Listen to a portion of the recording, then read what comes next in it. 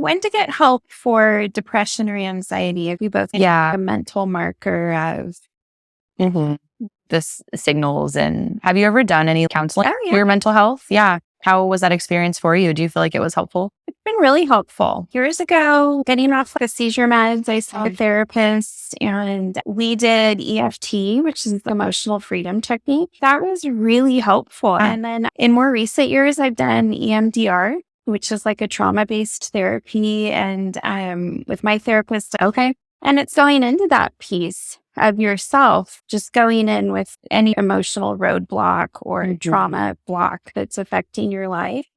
And it's a lot of just like talking to your body. And it's just feels like a gross, slimy tennis ball in my stomach. And you go through like this whole process. And then all of a sudden it's like, that's just part of me. And I've processed this really big thing. And it's a lot less gross and slimy now. It's like gross and slimy now because I've acknowledged it. And EMDR has been really pivotal. That's cool. In my life. I love just that form of therapy. So these forms of therapy where I've had to process, it's hard and emotional work, but there's a payoff. Yeah, for sure. It's been permanent change. That's cool. Sounds like very reconnecting to your true core self. Yeah. Yeah. I don't remember what it was called, but they like do a brain map, right? So it shows like your brain waves and which ones are connecting, which ones are overpowered and which ones are underpowered. And just there's a baseline for where you're at versus what a normal, healthy, like untraumatized brain would look like. And it was so interesting to me. And then the rest of your session helps stimulate the brain waves that maybe are not where they should be. Yeah. And I felt like that was really cool for me because even seeing my brain and being like, wow, so there's so many things that can change the way your brain's functioning and operating. I thought that was super cool. Yeah. It was so healthy, I think. I went into starting therapy really numb, right? Because I was like just fresh from coming out of a really unhealthy relationship and a really unhealthy phase of life. And like I was still kind of numbed out, right? And then I felt like through going through the process and talking about my experience out loud with somebody while trying to stimulate the different brain connections, I felt like it kind of just put everything back together, which in turn, I started to feel everything a little bit more heavily. But in the long run, that's where you start processing and working through it. So that was really cool and helpful for me. Yeah, I think therapy's cool. I think everybody should do it. It's so expensive, which is unfortunate. It is unfortunate. But if people have the chance, I think it can be super beneficial for people.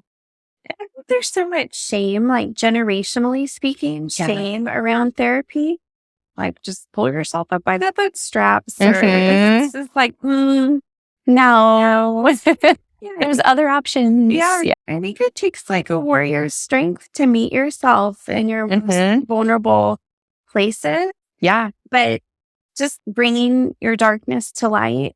And I think there's so much in the mental health umbrella that is, it's just that when you are keeping your darkness at bay and you're hiding it from your community, your family, it is so isolating. But when you're able to speak about it, like I am suffering from anxiety or depression, or I'm really going through the grieving process, like just speaking those words and bringing it to light is such a huge leap forward. Yeah. And I wish more people understood that. And therapy is there just to help you organize your emotional files that have just been scrambled. The cabinet got knocked over. That's all that happened.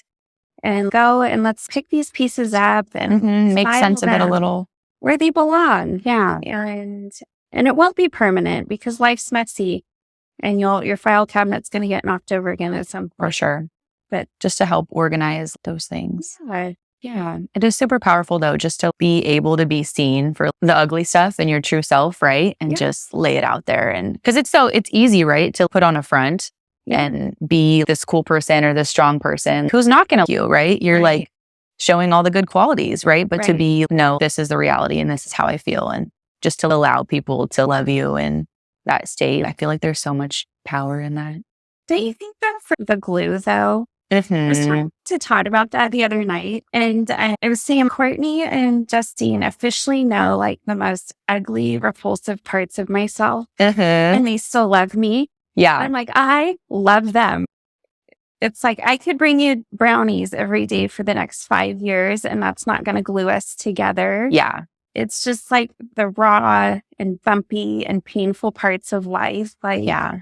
when those connect, and then you're able just to see that in other people too. Mhm. Like, I see your hurt, I see your shame and your guilt, and I see that in myself, and I see that in you. Yeah. And it weaves such a deep love. It does. Yeah. It's so beautiful. I already loved you guys, but then, oh my gosh, they're just so great. Yeah. Yeah. And it kind of helps with the isolation, right? Nobody gets it. Nobody knows how I'm feeling. And then you say it out loud and somebody's like, oh, me too. And you're like, oh, cool. I thought I was the only one for a little bit there. Right. Yeah. It's cool. It is so cool. I love that when we can put our pride aside, Fix is just like humble yourselves and just put it all out there. But I do it all the time. when the time is right.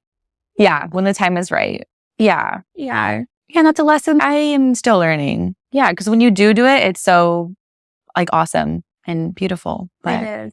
and I guess the lame part too is not everyone is going to respond to you with grace and love, right? When you look ugly. There Right. are people out there who are going to be judgmental. And I think too, building my relationship with God a little bit more and just accepting his truths about me over the last couple of years has helped a lot with that as far as the fear of judgment, right? Because the people who are in my corner, you know, or people I go to church with or whatever, I've already been seen by those people and they've accepted me. But there's a lot of people who aren't going to respond in the same way. Like they're not going to have grace, and that's okay, right? Because I know what God says about me, and I think that's been helpful for me too. But obviously you have those moments still, right, where you're like afraid of the judgment, Of the but judgment. Yeah. it's at least helped just a little bit. And I think a lot of judgment is when we haven't gone into ourselves and accepted our own shadow side, our own darkness. Yeah. So now that's going to repulse me in someone, or it's going to make me angry, or whatever Yeah. negative adjective, fill in the blank.